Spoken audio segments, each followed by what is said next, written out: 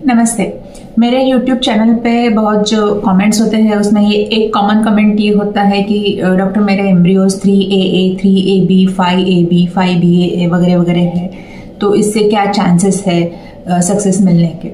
तो आज मैं एम्ब्रियो ग्रेडिंग कैसे करते हैं इस वीडियो में आपको सिखाने वाली हूँ। नमस्ते, मेरा नाम डॉक्टर मंजुश्री कोटेकर है। मैं एक फर्टिलिटी और आईवीएफ स्पेशलिस्ट हूँ और मैं मुंबई में प्रैक्टिस करती हूँ as a senior IVF consultant.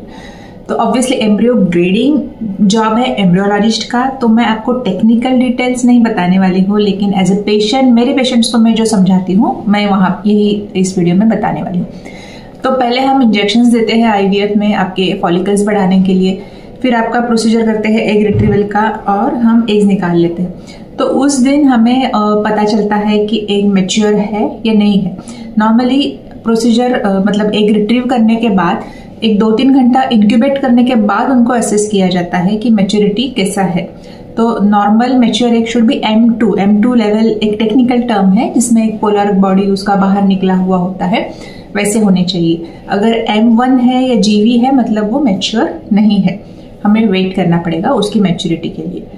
फिर उसके बाद स्पर्म सीमेन सैंपल में से स्पर्म लेके या तो आईवीएफ से या मोर कॉमनली इक्सी के टेक्निक से हम उनको फर्टिलाइज करते हैं, मतलब एग के अंदर स्पर्म का इंजेक्शन से एंट्री करके देते हैं।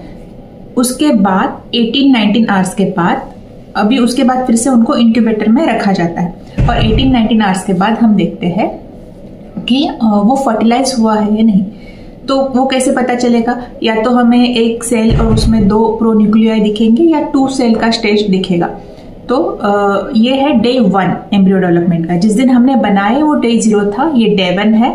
उसके बाद सेकंड डे को उसका 4 सेल का स्टेज होना चाहिए, थर्ड डे को उसका 8 सेल, 6 to 8 सेल का स्टेज होना चाहिए।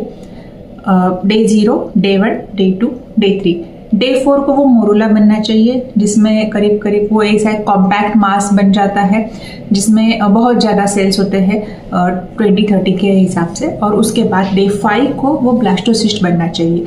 ब्लास्टोसिस्ट में डिफ्रेंशिएशन है, एक इनर सेल मास है जिससे एक्चुअली बेबी बनने वाला है और उसके ऊपर एक कवरिंग है जिसे हम बोलते हैं ट्रोफोइक्टोडर्म, TE बोलते हैं, जिससे प्लेसेंटा बनने वाला है, अटैचमेंट जो जिससे बेबी अटैच होगा यूट्रस को। तो ग्रेडिंग कैसे करते हैं? तो इस लेवल तक जो डे 1, डे 2, डे 3, डे 4 इस लेवल तक हम देखते हैं कि एम्ब्रियो में सेल्स कितने हैं, जितने होने चाहिए, जिस स्टेज पे जितने होने चाहिए उस स्टेज के हिसाब से है या कम है या एक्सेसिव है। मतलब फास्ट ग्रोइंग एम्ब्रियो भी वो भी हमारे लिए एबनॉर्मल कंसिडर किया जाता है कभी कभी। उसके बाद उसमें फ्रेगमेंटेशन कितना है, रेगुलरिटी कैसे है सेल्स का और फ्रेगमेंटेशन कितना है, उसके हिसाब से उनको गुड, एवरेज या बैड हम डिसाइड करते हैं। लेकिन अल्टीमेट जो ग्रेडिंग है वो ब्लास्टोसिस्ट का होता है। तो ब्लास्टोसिस्ट में हर चीज को एक ग्रेडिंग है, इनर सेल मास को भी ग्रेडिंग है और TE सेल्स को भी ग्रेडिंग है। तो इनर सेल मास जैसे कॉम्पैक्ट होना चाहिए और सेल्स का रेगुलरिटी वगैरह वो सब मेंटेन होना चाहिए, फ्रेगमेंटेशन, डेब्री नहीं होना चाहिए। TE सेल्स में फ्लैटेंड आउट है, कैसे है, रेगुलर है वगैरह, उसके हिसाब से AB, AA, BA, BB वगैरह ग्रेडिंग होता है।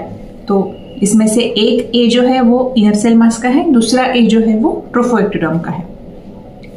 फिर आपने ये भी सुना होगा कि BL1 मतलब 1, 2, 3, 2AA, 3AA वगैरह। तो ये 1, 2, 3, 4, 5 ये स्टेजेस जो है ब्लास्टोसिस्ट को हम उसका कितना एक्सपांशन हुआ है उसके हिसाब से देते हैं, क्योंकि जैसे जैसे ब्लास्टोसिस्ट ग्रो होता है उसके अंदर कैविटी आती है और वो एक्सपांड होकर उसमें फ्लूइड आ जाता है।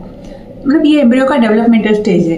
तो कैसे एक्सपांड हो रहा है उसके ऊपर उसका हम ग्रेडिंग करते हैं। तो 1AA, 1BA वगैरह। तो नॉर्मली 3 के वो जो एक्सपांशन है उसे ही हम यूज करना चाहिए, उसके नीचे वाला बहुत ही अर्ली है उसे हम अच्छा नहीं बोलेंगे। और AA, BA, BB लेवल तक एम्ब्रियो जो है वो हम गुड ग्रेड के कंसिडर कर सकते हैं। जिसमें BC, CB या CC वगैरह है उनको हम बोलेंगे कि थोड़ा सा कम ग्रेड है, मॉडरेट ग्रेड है। और उसके भी नीचे जो है वो हम बोलेंगे D ग्रेड, जो अच्छे नहीं है, जिनको यूज नहीं करना चाहिए। अभी एम्ब्रियो का इम्प्लांटेशन होगा या नहीं ये सिर्फ एम्ब्रियो पे डिपेंड नहीं करता है, उसमें एंडोमेट्रियम का भी कंट्रीब्यूशन होता है। प्लस ये जो मैंने आपको ग्रेडिंग बताया ये मॉर्फोलॉजिकल ग्रेडिंग है, इसमें हम जेनेटिक्स नहीं देख रहे हैं।